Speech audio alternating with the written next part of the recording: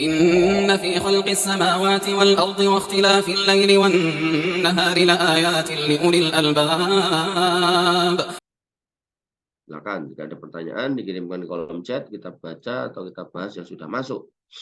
Kita mulai dari yang paling atas. Wis, panjang sekali. Izin bertanya, nenek saya meninggal 2 tahun lalu.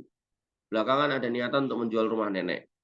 Nenek ya, nenek berarti ini ibunya atau ibunya bapak atau ibu. Gitu. Sebelum menikah dengan suami kedua yang akan melahirkan 4 anak termasuk ibu saya. Oh, jadi ibunya adalah anak dari suami kedua. Nenek sudah mempunyai 5 anak dari suami sebelumnya. Berarti anaknya berapa enggak?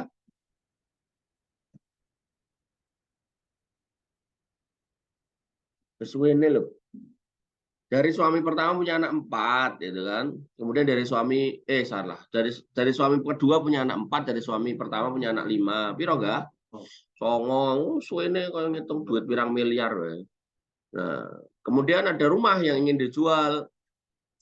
Kemudian pembeliannya ada campur harta, walau sedikit hasil dari tambahan suami kedua.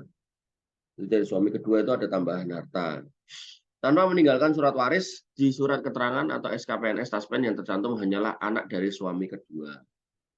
Nah, berarti ini yang PNS yang mana ya? Yang ibunya atau yang bapaknya? Yang neneknya atau kakeknya? Jika rumah terjual anak dari suami pertama, apakah masih dapat jatah?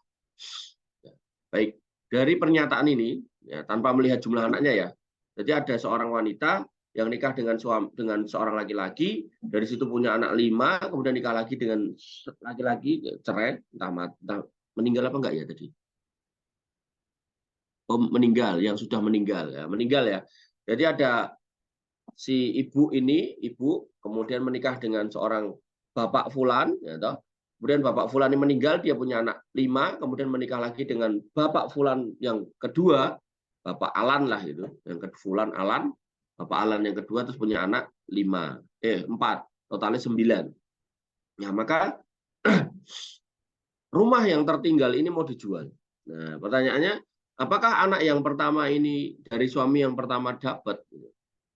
Maka jawabannya sekarang ya, rumah ini punya siapa? Kalau rumah ini adalah punya suami yang kedua, maka anak pertama nggak dapat. Satu itu.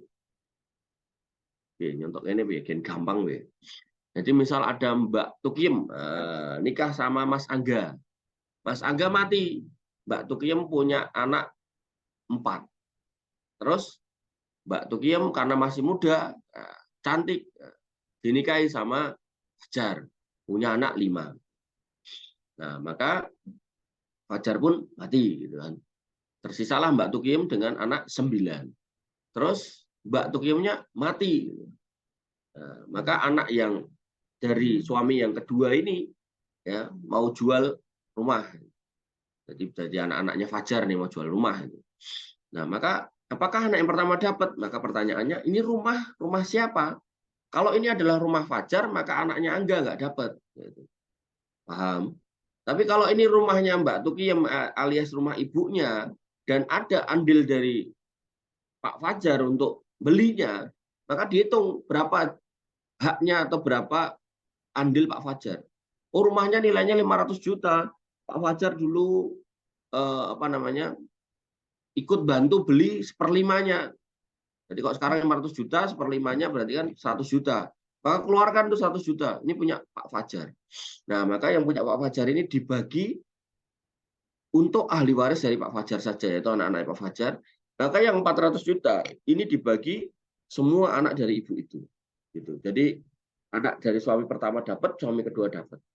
Itu kalau hitungannya gitu. Atau misal dibalik, ternyata Pak Fajar ikut bantu belinya 4/5, seperlimanya duit ibu itu gitu, Bu Tukiem tadi gitu.